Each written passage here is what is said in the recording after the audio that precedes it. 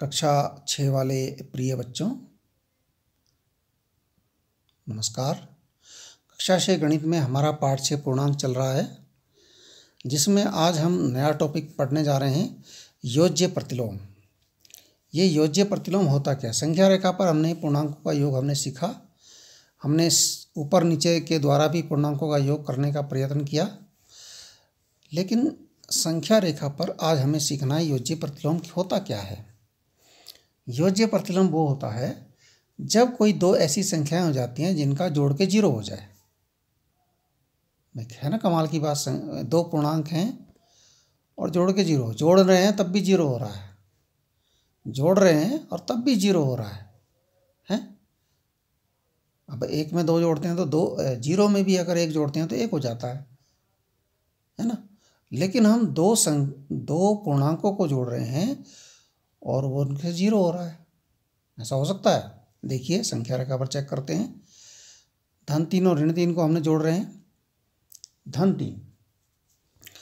3 के लिए हम 0 से गए 3 पर, ये धनात्मक 3 हो गए। फिर कहा ऋण 3 का मतलब इसमें हमने ऋण 3 जोड़ना है। ऋण चिन्ह का मतलब हमें बाईं तरफ चलना होगा। कहाँ से? जहाँ पर हम खड़े हैं। खड़े हम कहाँ पर हैं? 3 पर। यहाँ से 3 कदम हमें पीछे चलना पड़ेगा। 1 2 3 कहाँ पहुँच गए? 0 पर पहुँच गए ना। इसका अर्थ हुआ धन 3 और ऋण 3 को जोड़ेंगे तो 0 आएगा। चलो एक ट्राई और कर लेते हैं। हमने कहा ऋण 5 और धन 5, इनको जोड़िए संख्या रेखा पर। अब देखिए, पहले हम ऋण 5 को 0 पर थे, हम चले ऋण 5 की ओर, ये पहुंच गए ऋण 5 पर। अब हम कहाँ खड़े हैं? ऋण 5 पर। अब हमने कहा इसमें जोड़िए धन 5। धन 5 है तो हमें दाईं तरफ चलना पड़ेगा, दाईं तरफ, क्योंकि हम यहाँ पर हैं। दाईं तरफ चले 5 कदम, फिर वहाँ पहुँच गए 0 पर। 5 चले भाई, 1 2 3 4 5 ही तो चले, पहुँच गए 0 पर। ठीक है ना। तो कहने का अर्थ है ऋण 5 और धन 5 को जोड़ रहे हैं, वो भी हो रहा है 0। अब इसका क्या मतलब हम निकालें? इसका मतलब ये है कि ऋण 3 और धन 3 एक दूसरे के क्या हैं? योज्य प्रतिलोम हैं। धन 3 का योज्य प्रतिलोम ऋण 3 और ऋण 3 का योज्य प्रतिलोम धन 3। योज्य प्रतिलोम वो पूर्णांक होते हैं जिनको जोड़ के 0 आता है। देखिए ऋण 3 का योज्य प्रतिलोम ऋण 3 और धन 3 को जोड़ेंगे तो 0 आएगा। ऋण 3 का योज्य प्रतिलोम धन 3, यानी ऋण 3 और धन 3 को जोड़ेंगे तो 0 आएगा। इसी प्रकार ऋण 5 व धन 5 भी एक दूसरे के योज्य प्रतिलोम है। ऋण 5 का योज्य प्रतिलोम धन 5। अगर आपसे पूछे कोई कि ऋण 5 का योज्य प्रतिलोम कितना होता है तो धन 5, और धन 5 का योज्य प्रतिलोम कितना होता है तो ऋण 5। ठीक है ना, क्योंकि इनको जोड़ के 0 होता है। चलो आगे बढ़ते हैं। अब देखिए संख्या रेखा के प्रयोग के बिना पूर्णांकों का योग ज्ञात करना। कैसे ज्ञात करते हैं? देखिए धन 7 और ऋण 11, इनको जोड़ना है। हम संख्या रेखा का प्रयोग नहीं कर रहे हैं। वैसे संख्या रेखा को याद कर सकते हैं यदि संख्या रेखा पे आपको ध्यान है तो।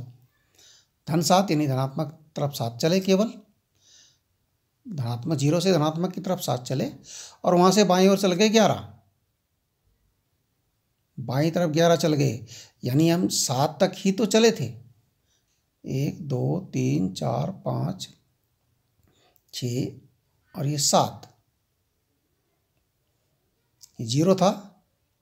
यहाँ से हम 7 पर ही तो चले थे, ये पहुँच गए थे 7 पर। लेकिन वापसी में हमें कितना चल गए भाई? 11। उल्टा चलना पड़ेगा क्योंकि ऋण है।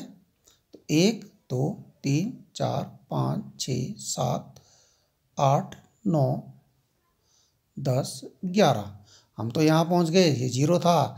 0 के बाईं ओर चले गए, यानी ऋणात्मक तरफ चले गए। कितने चले गए? 1 2 3 4, ऋणात्मक 4 पे चले गए, है ना। कहने का अर्थ है क्योंकि भाई जब हम एक तरफ धनात्मक भी चल रहे हैं, ऋणात्मक भी चल रहे हैं, तो यहाँ पर हम घटाना पड़ेगा, हमें आंसर जो निकलेगा वो हमें घटाना पड़ेगा। 11 में से 7 घटाए बचे 4। ज़्यादा किधर चले, ऋणात्मक साइड, तो ऋण 4। समझ लीजिए। ऐसे यहाँ देखिए ऋण 13 और धन 1, इनको जोड़ना है। ज़्यादा किधर चले, ऋणात्मक तरफ, तो ऋण लगा दिया पहले। अब क्योंकि अलग अलग एक ऋणात्मक धनात्मक है तो घटेंगे। 13 में से 1 गया 12। ऐसे यहाँ देखिए ऋण का 7, धन का 9। अब ज़्यादा किधर चले, धनात्मक तरफ 9 चल गए तो धन का चिन्ह लगेगा, है ना। और क्योंकि भाई एक ऋणात्मक भी चले धनात्मक भी चले, इसलिए घटेगा। तो 9 में से 7 गया 2। ठीक है। ऐसे ही देखिए यहाँ भी अलग अलग चिन्ह के हैं, घटेंगे। 10 और 5 है। धन ज़्यादा किधर चले, धनात्मक तरफ ज़्यादा चले, धन का चिन्ह लगेगा। तो अब 10 में से 5 घटा दीजिए, 5 बचेगा। ठीक है। इस प्रकार से इन सवालों को करना है बिना संख्या रेखा के। अब देखिए एक और प्रश्न है, यह अलग प्रकार का है। संख्या रेखा का प्रयोग करके वह पूर्णांक ज्ञात कीजिए जो ऋण 1 से 4 अधिक हो और 3 से 5 कम हो। ऋण 1 से 4 अधिक हो, ऋण 1 से 4 अधिक, ऋण 1 से 4 अधिक। संख्या रेखा हमने बना ली, बीच में 0 है, इधर 1 2 ये दाईं तरफ है, 3 आगे 4 भी हो सकता है, और बाईं तरफ ऋण 1 ऋण 2 ऋण 3 ऋण 4 ऋण 5 ऋण 6, जितना भी आप लिखना चाहें। अब इन्होंने कहा ऋण 1 से 4 अधिक, अधिक बोला, अधिक। इससे पहले हमने पढ़ा है अधिक के लिए होता है धन और कम के लिए होता है ऋण। इससे पहले हम पढ़ चुके हैं। अधिक के लिए धनात्मक पूर्णांक होता है और कम के लिए ऋणात्मक होता है। ऊपर के लिए धनात्मक, नीचे के लिए ऋणात्मक, दाएं के लिए धनात्मक, बाएं के लिए ऋणात्मक, ऐसा हमने बताया था। अधिक के लिए धनात्मक और कम के लिए ऋणात्मक। अब यहाँ देखिए इन्होंने कहा ऋण 1 से 4 अधिक, यानी हमें कहाँ पर खड़े होना पड़ेगा, ऋण 1 पर। हमें पहले ऋण 1 पर खड़े हैं, यहाँ से 4 अधिक करने हैं। अधिक मतलब कि जोड़ना है, प्लस करने हैं, धन करने हैं। अब धन करने का अर्थ होता है किधर चलना, बाईं तरफ की दाईं तरफ संख्या रेखा पर। भाई अधिक का मतलब तो धन होता है और संख्या रेखा पर धन का मतलब होता है दाईं ओर चलना। तो मतलब 4 जो है 4 कदम, आपको 4 अधिक है तो 4 कदम चलने पड़ेंगे। 1 कदम, 2 कदम, 3 कदम और 4 कदम। देखिए कहाँ पहुँच गए आप, 3 पर पहुँच गए ना। तो ऋण 1 से 4 अधिक का मतलब होता है, ये देखिए 4 अधिक किया हमने यहाँ पर, तो ऋण 1 से 4 अधिक का मतलब होता है 3। ये हो गया आंसर। ठीक है। अब ऐसे ही 3 से 5 कम, अब कम के लिए क्या होता है, ऋणात्मक होता है, आपको हमने बता रखा है। यानी 3 से 5 कम, 3 ऋण 5, 5 कम कैसे करेंगे भाई, 3 है, 5 कम करने हैं। 5 कम करने का अर्थ है, कम का अर्थ ऋण का अर्थ, 5 का मतलब ऋण, और संख्या रेखा पर ऋण का मतलब होता है बाईं तरफ चलना। तो पहले तो हम 3 पर हैं, इसके बाईं ओर चलना है 5, 1 2 3 4 5, चल गए हम 5, पहुंच गए सीधे ऋण 2 पर।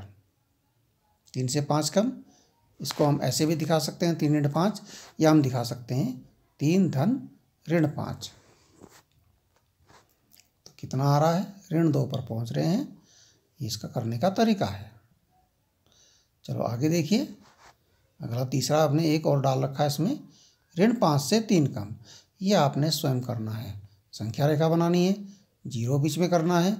तो 1 2 3 4 5, 5 पर कोई खड़ा है, ऋण 5 पर, और 3 कम करने हैं।